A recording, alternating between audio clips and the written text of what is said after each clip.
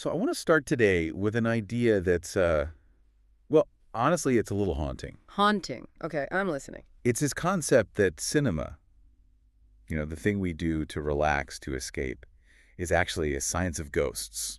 A science of ghosts. That's, a pretty provocative way to kick things off. It is, and full credit, it's not my idea. It's from the material we're looking at today.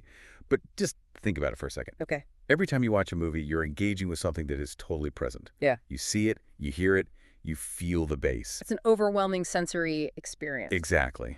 But it's also fundamentally absent. It's not really there. Right, the paradox of the screen. It's full and completely empty at the same time.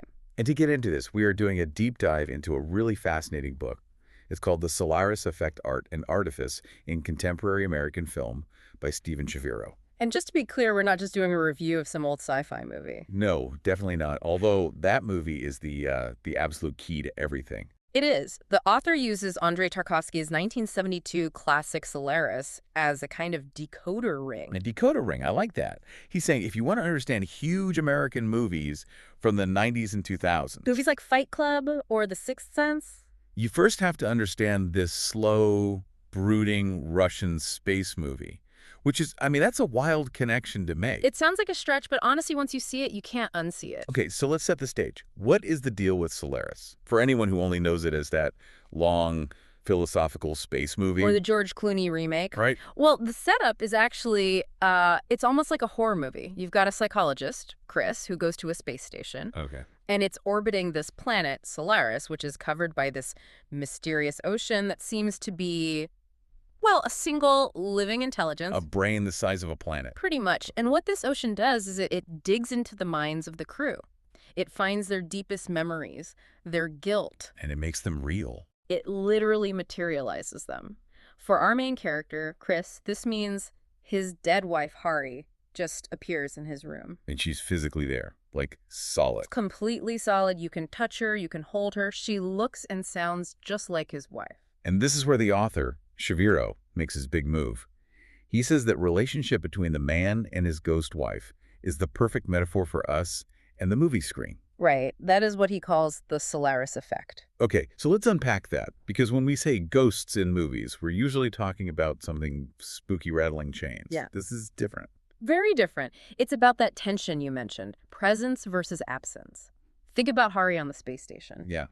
It's so important to get that she is not a hallucination. The other crew members see her, they treat her like an object, a thing. There's that scene where she just rips a metal door off its hinges, right? Yeah. Because she can't stand being away from him. Exactly. A dream doesn't do that. Mm. She has superhuman strength. At one point, she drinks liquid oxygen, which would kill a person instantly, and her body just heals itself. So she is undeniably present. But, and here's the tragedy, she is stamped with unreality. She knows she's not real. There's that heartbreaking line Spielberg points to, where she just says to Chris, "I know that I am not the woman you once loved." And that's the core of it. She has his memories of her, but they're blurred. She's a copy, a mechanical reproduction. And Spielberg says that's what a film is. Exactly. An alien intelligence, the camera, the projector mimicking human life.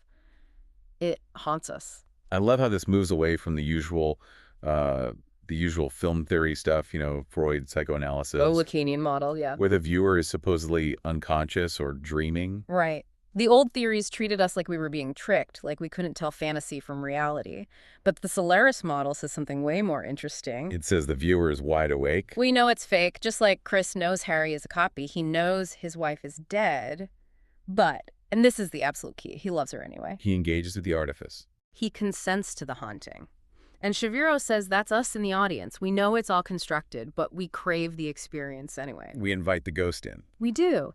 And this whole idea is his lens for looking at American films, specifically from around 1990 to 2002. Which is such a specific window. Why that decade? Well, think about what was happening. You've got the rise of virtual reality, the internet's going mainstream, and digital effects are just taking over Hollywood. Right, Jurassic Park, The Matrix. The line between what was real and what was digital was blurring like crazy. And Spielberg argues that American cinema was having a total crisis of reality. He's also really critical of naturalism in film. Mm. He basically says trying to be realistic in a Hollywood movie is a lie. Yeah, it's a strong take. He calls it the trap of naturalism. Yeah. In a world of CGI and massive celebrities, pretending to be gritty and real is actually the most dishonest thing you can do. So a quiet indie drama is actually more fake than a giant blockbuster. In a way, yeah. Because it's trying to hide its own seams, it's pretending the camera's not there. He talks about the star problem. The absurdity of watching, I don't know, Jack Nicholson in a movie and pretending he's just some regular guy. It's totally absurd. You're not seeing a character named Bob. You're seeing Jack Nicholson performing as Bob. The film is already unreal from the second he walks on screen. So films that try to hide that are, what, they're not credible? They're denying the ghost in the room. Yeah. He actually argues that action movies make more cinematic sense. Wait, like Die Hard? Exactly. He brings up John McTiernan, who did Die Hard and Predator. He says those films are more honest than some gritty realist drama. How does he figure that? Because the action movie embraces its own artifice. It admits it's a spectacle. It's not trying to fool you into thinking this is normal life. It's shouting, look at this amazing stunt. Yeah. It's honest about being a visual thrill ride. It's admitting I am a movie. It's admitting it's a movie. It's self-reflexive. And speaking of which, he points out that the 90s were just obsessed with these themes. The ghost trend, he calls it. And once you look through that Solaris lens, you see it everywhere. It's everywhere. You have the obvious ones like The Sixth Sense and the Others films, literally about dead people who don't know they're dead. Which is basically Harry's exact situation on the space station. Totally. But then it goes deeper. AI, artificial intelligence, Fight Club, Mulholland Drive. All films about artificial people or fractured identities. Exactly. Characters realizing their reality is a construct. Shaviro says they were all unconsciously channeling this anxiety that our world might just be a copy. And then there's Steven Soderbergh, who actually did remake Solaris. Soderbergh is the perfect case study. His whole career bounces between these little art house films and huge star-driven blockbusters like Ocean's 11. He was almost destined to tackle this story. Let's zoom back in on Tarkovsky's film for a minute, because the author breaks down a couple of scenes that just perfectly illustrate this whole philosophy of copies. The library scene, for one. Oh, that's pivotal. So inside this sterile, high-tech space station, there's a library. And it's just cluttered with stuff from Earth. Books, a bust of Homer, a Venus de Milo. Looks like an antique shop in space. It does. And you might think it's about, timeless humanity. But Shavir's point is that it's all a collection of copies floating in a void. A museum of dead objects. Because their reproductions cut off from the world that gave them meaning. Exactly. And that just underlines how cut off the crew is from anything real. And then there's the moment with the painting. That really stuck with me. Yes, the Bruegel painting, Hunters in the Snow. Right. And Harry, the ghost, the copy, is just staring at it. And the camera pans over the painting. While this really eerie electronic music plays. Which is such a strange choice. You'd expect something classical. But the electronic music is the tell. It signals the artifice, the synthetic. And the insight is just chilling. Yeah. You have a ghost, Harry, being haunted by a picture. It's copies looking at copies. Exactly. What's a painting? It's a frozen memory of a moment that's gone. Harry sees it, and she recognizes a kinship. They're both ghosts. It makes you think art isn't about capturing reality, it's about mourning its absence. Beautifully put. And just when you think, okay, but at least nature is real, the film just pulls the rug out from under you. The opening of the movie feels so real, so natural, on Earth, with the weeds and the water. But even the house is a fake.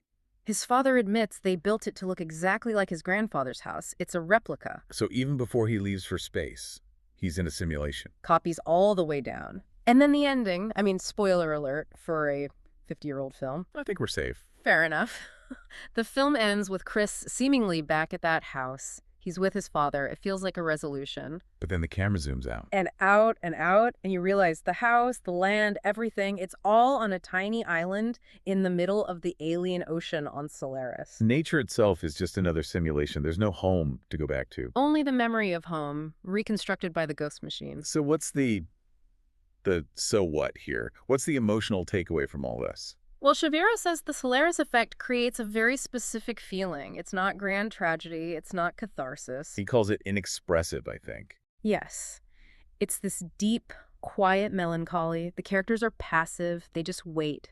It's all about existential solitude, which, he argues, is the right response to cinema. We sit in the dark, loving things that aren't there. That's surprisingly poignant. But he also gets political with it. There's an ethical mandate. How do we get from a space ghost to American imperialism? It's a leap, but it's crucial. He says the typical Hollywood blockbuster radiates omnipotence. It presents its worldview as the only natural correct one. It pretends to be the truth with a capital T. Exactly. So for American films to be ethical, they have to embrace the Solaris effect. They need to admit they're ghosts. They need to admit they're constructed, transient, ephemeral. Yeah. If they keep pretending to be the one and only reality, they contribute to what he calls the McDonaldization of the world. So admitting I'm a movie is actually the more honest, more ethical position. Because it respects the viewer. It acknowledges we're in a shared dream, not having a false reality forced on us. It leaves room for us to exist. Wow. It really changes how you look at a movie like The Sixth Sense. It's not just a twist ending anymore. It's a statement about what cinema is. So we've gone from a Russian space station to 90s Hollywood, and the thread connecting them is this idea of present absence. The ghost in the machine. It's a lot to think about. It makes watching a movie feel almost like a seance. That's basically what it is. We darken the room, summon the spirits, and then the lights come up and they're gone. But the emotion is real. The connection is real, even if the person isn't. I don't think I can watch a movie the same way after this. That's kind of the point. I want to leave everyone with a final thought from this deep dive. The next time you're watching a movie and you find yourself really falling for a character, caring about them, don't feel silly. But do remember, Hari, on that space station, you're loving a memory that is physically present right there in the room with you, but fundamentally totally absent. You're haunted and you're paying for the privilege. And on that spooky note, that's it for this deep dive. Thanks for listening. See you next time.